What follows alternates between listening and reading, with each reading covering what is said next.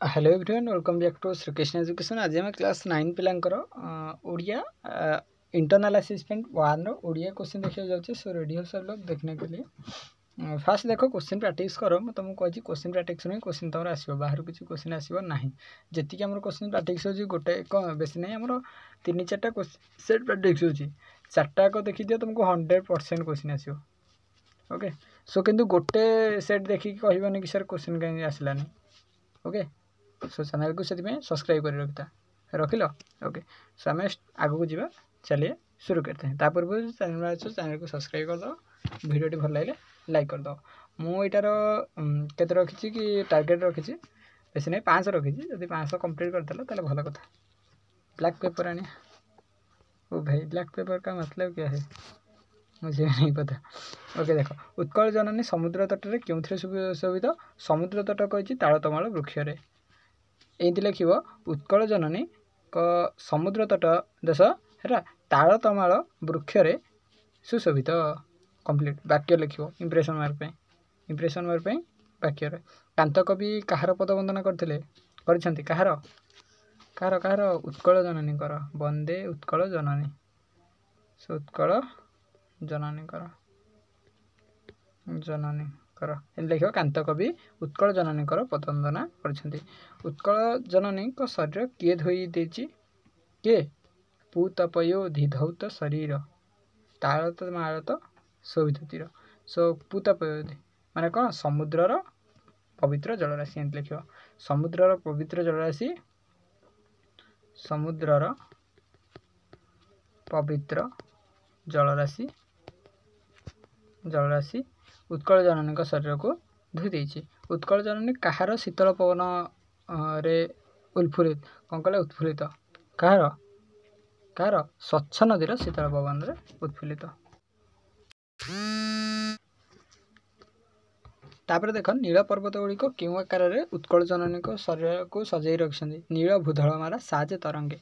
सो एमती लिख नील पर्वत गुड़िक है पर्वत सदृश कौन कह नील भूधलमाला साजे तरंग तरंग सदृश उत्कल जननी शरीर को सजाई देते। यहाँ पूर्व यहाँ 10 क्लास पढ़ता बुझीपार का 10 क्लास क्वेश्चन पढ़ता केउठारे भयंकर मूर्ति देखी श्रीकृष्ण कांदी पड़े। मुझे सब जगह गोटे वाक्य लिख है लेखे गोटे वाक्य उत्तर दियो। सो वाक्य ही लिख शब्द लिख ना केउठारे भयंकर मूर्ति देखी कृष्ण दड़ी पड़े केउठारे कांथरे भयंकर मूर्ति देखी कृष्ण डरी पड़ुले।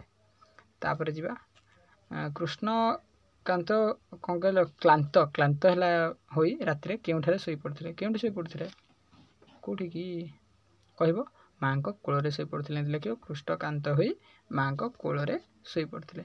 बुझीपार ना बुझीपार कौ चैप्टर तुम डाउट अच्छी कह 9th क्लास जो चैप्टर डाउट थी कमेंट बॉक्स रे दियो दवा कौन बुझेदवा कौन।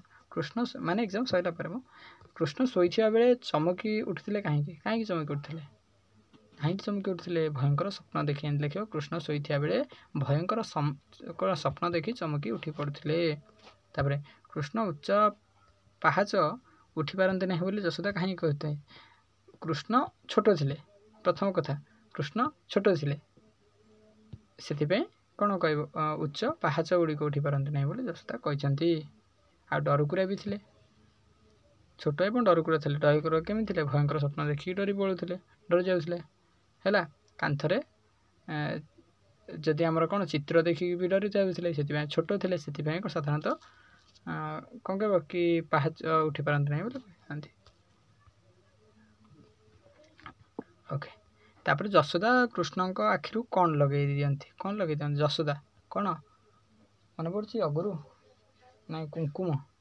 ओके यहाँ को तुम लिखिदेव अंजन लिखिदेव अंजन आखिरे कही ना आखिरे अंजन सबु व्यक्ति और सबु जाति क्यों गुण प्रकाश पाई क्यों जाति का अनुकरण योग्य एम लिख सबु व्यक्ति एवं जाति कठारे अनुकरण योग्य गुण रही लिखिपर तो हाँ।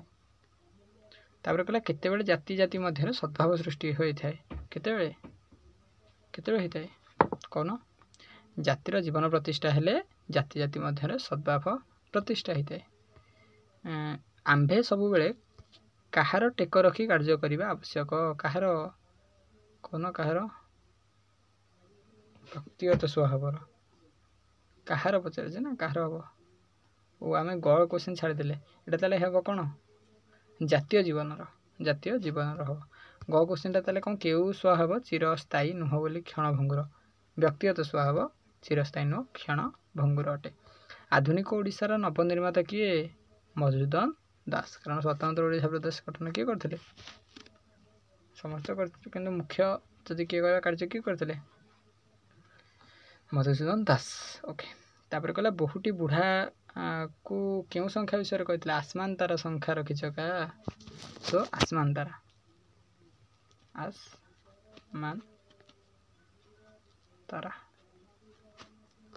ଶଙ୍ଖାରୀ ବୁଢ଼ା ବୋହୂକୁ ହାତ ବଢ଼ାଇ ଦେବାକୁ କାହିଁକି କହିଲା?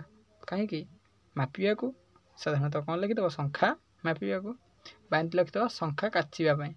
ମାପିବାକୁ କୁହନ୍ତି କାଚିବା, ସୋ ଶଙ୍ଖା କାଚିବା ପାଇଁ ଲେଖିବ ଶଙ୍ଖାରୀ ବୁଢ଼ା ବୋହୂକୁ ଶଙ୍ଖା କାଚିବା ପାଇଁ ହାତ ବଢ଼ାଇବାକୁ କହିଲା। ଗଧ କହିଲା କି ରତଦିଭବ ରୂପଟି କ'ଣ ହେବ? ଗଧ କ'ଣ ହେବ? ଗଧବ ହେବ। ଓକେ, ମଧବ ନା ଗଧବ ଏମିତି କ'ଣଟା ହେବ? ଏଇ ଆନ୍ସର୍ଟା ତୁମର। ଗୋଟେ କ୍ୱେଶ୍ଚିନ୍ ଆନ୍ସର୍ ମୁଁ ଦିଏ ନା, ସୋ ଏଇଟା ତୁମର କମେଣ୍ଟ ଦେବ। ତଦ୍ଭବ କହିଲେ କ'ଣ ବୁଝିବା? ତଦ୍ଭବ କହିଲେ ତହିଁରୁ ଉଦ୍ଭବ ତଦ୍ଭବ କହିବା। ଏତିକି ଥିଲା ଆଜି ପାଇଁ ନୁହଁ ତ, ଏବେ ପାଇଁ ଏତିକି। ପୁଣି ଆଗକୁ ଆଣିବା। ସବୁ ଫ୍ରେଣ୍ଡମାନଙ୍କୁ ସେଣ୍ଡ କରିବେ। କଲ ସେମ୍। ହଉ ଯିବା। Thank you. ଜୟ ଜଗନ୍ନାଥ। ବନ୍ଦେ ଉତ୍କଳ ଜନନୀ।